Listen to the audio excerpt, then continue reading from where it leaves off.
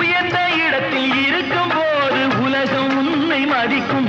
உன் நிலைமை கொஞ்சம் இறங்கி வந்தால் நிழலும் கூட விதிக்கும்.